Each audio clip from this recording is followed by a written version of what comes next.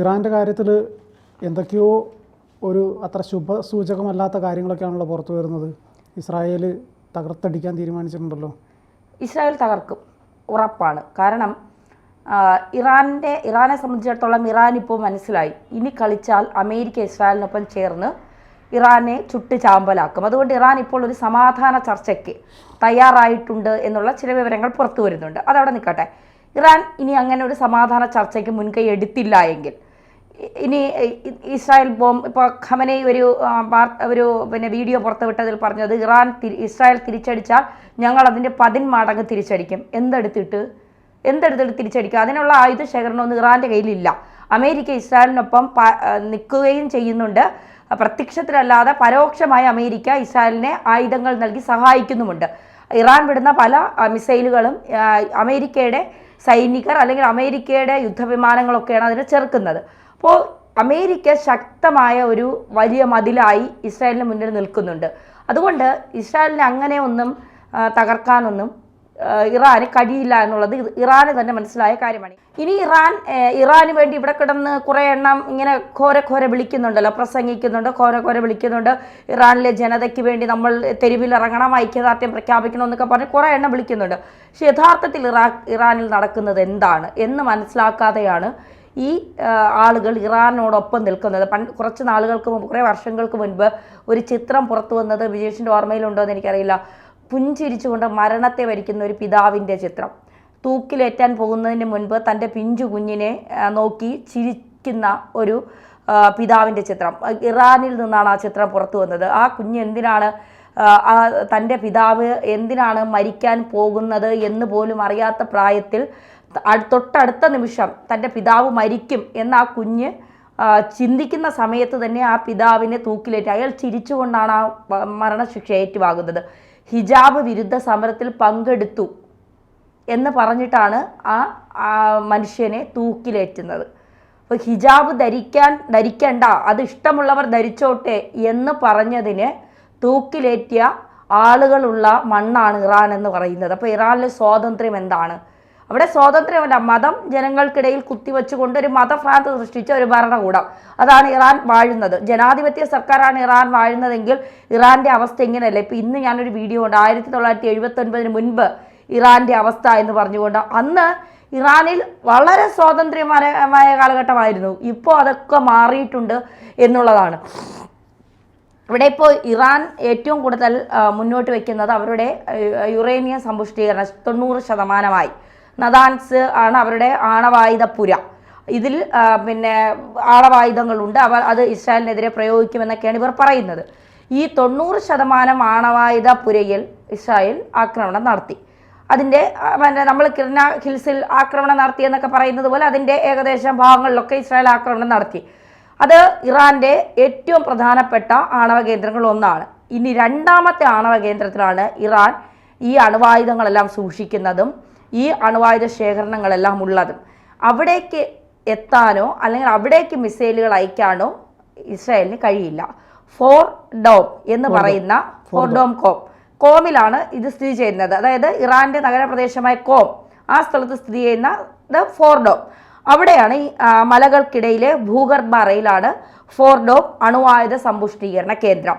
ഇവിടെ ഇസ്രായേലിന് എത്തണമെങ്കിൽ അമേരിക്കയുടെ സഹായം കൂടിയേ തീരൂ. അമേരിക്ക സഹായിച്ചാൽ ഇറാൻ്റെ ഫോർഡോം ആണവ സമ്പുഷ്ടീകരണ കേന്ദ്രം ചുട്ട് ചാമ്പലാക്കും, സമാധാന ചർച്ചയ്ക്ക് ഇറാൻ തയ്യാറായില്ലെങ്കിൽ, അല്ലേ? അതായത് ഇസ്രായേൽ ഇപ്പോൾ തയ്യാറെടുക്കുന്നത് എന്താണെന്ന് വെച്ച് കഴിഞ്ഞാൽ അമേരിക്കയിൽ നിന്നൊരു വജ്രായുധം ഇസ്രായേൽ വാങ്ങാൻ പോവാണ്. അതെ, MOP, massive ordinance penetrator. MOP എന്ന് പറഞ്ഞാൽ അതിൻ്റെ പ്രത്യേകത എന്ന് വെച്ചാൽ അത് ഏകദേശം ഒരു 14,000 കിലോഗ്രാം വെയിറ്റുള്ള ഒരു സാധനമാണ്. ഒരു 200 അടി താഴ്ചയിൽ 200 അടി ഉയരമുള്ള പാറയൊക്കെ നിഷ്പ്രയാസം തുറന്ന് അതിൻ്റെ അടിയിൽ ഒളിപ്പിച്ച് വെച്ച സാധനമൊക്കെ ഭസ്മമാക്കി കളയാൻ പറ്റുന്നൊരു കഴിവുള്ള ഒരു ഉപകരണമാണ്. ഈ 2000-ൻ്റെ തുടക്കത്തിലാണ് അമേരിക്ക ഈ സാധനം വികസിപ്പിച്ചെടുത്തുള്ളത്.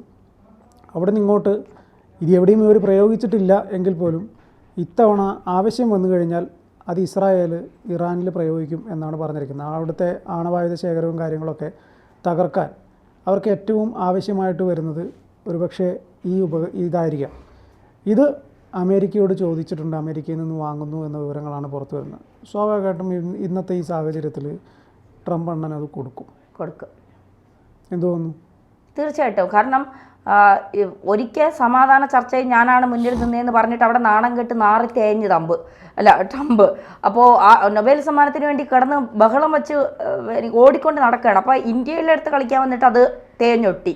ഇനി ഇസ്രായേലിനിടയിൽ ഇറാനിടയിൽ നിന്ന് എങ്ങനെയെങ്കിലും ഇതൊന്ന് സമാധാന ചർച്ചയിലാക്കി ഞാൻ മധ്യസ്ഥത വഹിച്ചത് കൊണ്ടാണ് ഇവർ തമ്മിലുള്ള യുദ്ധം അവസാനിപ്പിച്ചത് എന്ന് പറയണം. ഇനി അഥവാ അങ്ങനെ പറഞ്ഞില്ല എങ്കിൽ ലോകം മുഴുവൻ ഇസ്രായേലിനോടൊപ്പം നിൽക്കുന്നത് കൊണ്ട് ഇസ്രായേലിനെ സഹായിക്കാനായി ഈ അമേരിക്കയുടെ കയ്യിലുള്ള GBU-57AB ബങ്കർ ബസ്റ്റർ ബോംബ് അത് ഇസ്രായേലിൻ്റെ കയ്യിലേക്ക് കൊടുത്തു കഴിഞ്ഞാൽ ഇസ്രായേൽ ഈ സമ്പുഷ്ടീകരണ കേന്ദ്രം ചുട്ട് ചാമ്പലാക്കും. അതോടുകൂടി ഇറാൻ്റെ അഹങ്കാരം ഏകദേശം ഒതുങ്ങും.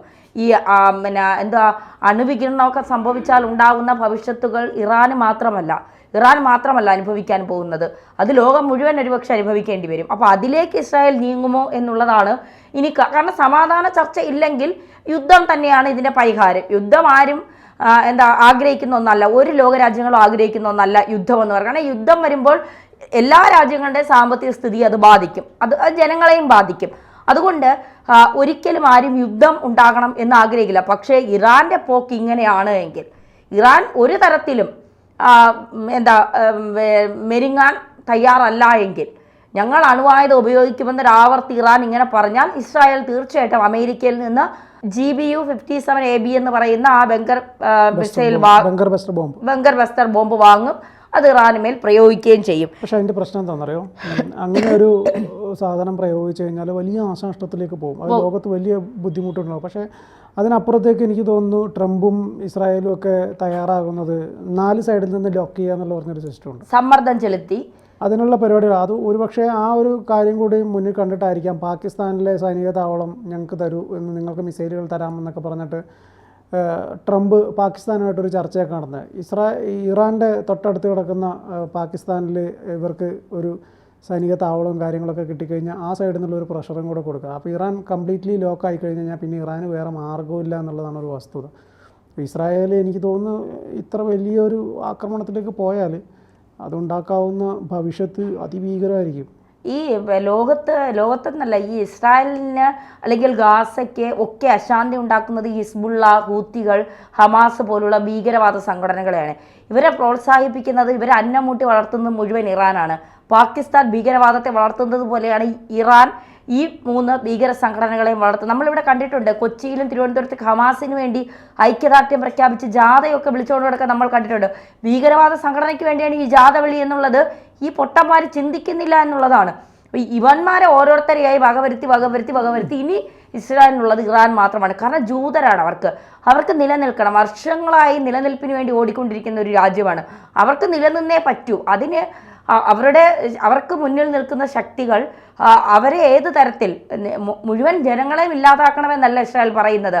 അവിടുത്തെ ഭരണകൂടത്തെ, അതായത് ഭീകരവാദത്തെ പാലൂട്ടി വളർത്തുന്ന ഇസ്രായേലിന് ഒരിക്കലും സമാധാനം നൽകാത്ത ഒരു ഭരണകൂടത്തെ ഇല്ലായ്മ ചെയ്യുക. ആ ഭരണകൂടത്തെ ഇല്ലായ്മ ചെയ്ത് അവിടെ ജനാധിപത്യമായ ഒരു ഭരണം കൊണ്ടുവന്ന് ജനങ്ങൾക്ക് സ്വാതന്ത്ര്യമായി മുന്നോട്ട് പോകാനുള്ള ഒരു അവസരം ഉണ്ടാക്കി കൊടുക്കുക.